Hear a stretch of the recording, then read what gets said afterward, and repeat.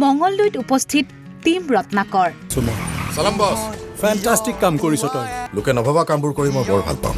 সম্বৰ্ধনা জনালে বিশিষ্ট সাংস্কৃতিক কৰ্মী হেমন্ত দত্তক। প্ৰয়াত অভিনেতা খাপলাংখাইৰ পৰিয়ালকো সম্বৰ্ধনাৰ লগতে আৰ্থিক সাহায্য প্ৰদান।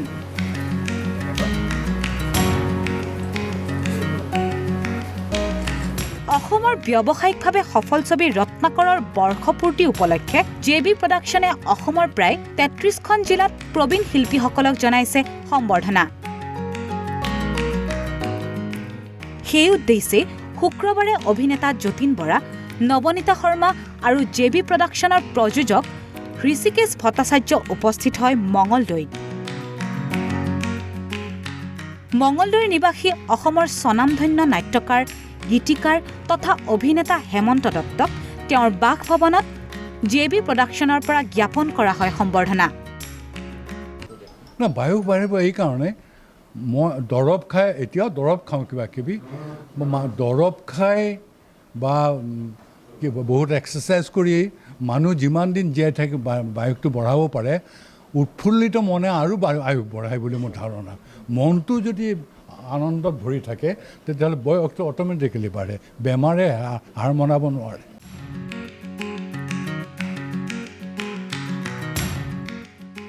মঙলদৈ নিবাসী খাপলাংকাই খ্যাত প্ৰয়াত ৰাহুল দাসৰ পত্নী মহিলা দাসক সম্বৰ্ধনাৰ লগতে আৰ্থিক সাহায্য প্ৰদান কৰে জেবি প্ৰডাকশ্যনৰ কৰ্মকৰ্তাসকলে।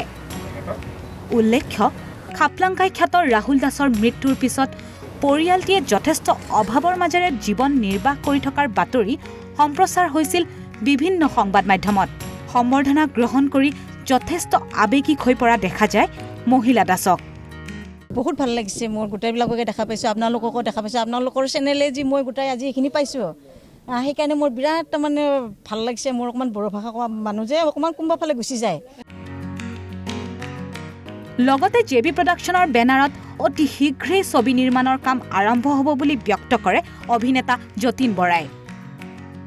আমি 11 তাৰিখে বৰ্ষপূৰ্তি উপলক্ষে অসমৰ 33খন জিলাত বিভিন্ন কলেজৰ অধ্যাপক, ছাত্ৰ ছাত্ৰীসকলে বিভিন্ন জেবি প্ৰডাকশ্যনৰ তৰফৰ পৰা সম্বৰ্ধনা জনাইছে। প্ৰবীণ শিল্পীসকল অকল অভিনয়ৰ লগত জড়িত বুলি নহয়, আপোনাৰ ফক মিউজিকৰ লগত বা লোকবাদ্য শিল্পী, অভিনয় শিল্পী বা ভাস্কৰ্য শিল্পী, মৃৎশিল্পী সকলোকে সম্বৰ্ধনা জনাইছে। আমি আহি আজি মঙলদৈত উপস্থিত হ'লোঁ। মঙলদৈত মোৰ চিৰনমস্য ব্যক্তি হেমন্ত দত্ত ডাঙৰীয়া, তেখেতক সম্বৰ্ধনা জনালোঁ।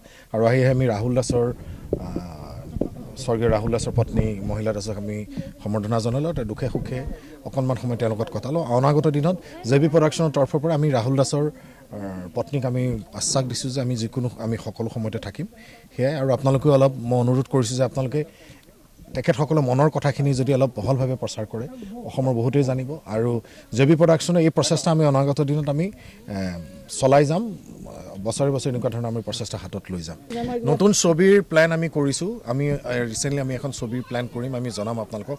যিটো এতিয়া চিনেমা হলবিলাক খুলিছেহে, কিন্তু চিনেমা হলবিলাক খুলিলেও আপোনাৰ SOPখন এতিয়ালৈকে দিয়া নাই, চৰকাৰে দিয়া নাই। SOPখন দিয়াৰ লগে লগে কিমান মানুহ 50% অকুপেঞ্চি হলবিলাক খুলিবলৈ কৈছে। কিন্তু অনাগত দিনত কি হয়, আৰু নিশ্চয় ভাল হ'ব, মানুহবিলাক আহিব, ছবি চাবলৈ আহিব। আমি অহা বছৰ জেবি প্ৰডাকশ্যনৰ নতুন ছবি কাম আৰম্ভ কৰিম। মঙলদৈৰ পৰা লোকেশ্বৰ বৰুৱা, ঈশান নিউজ।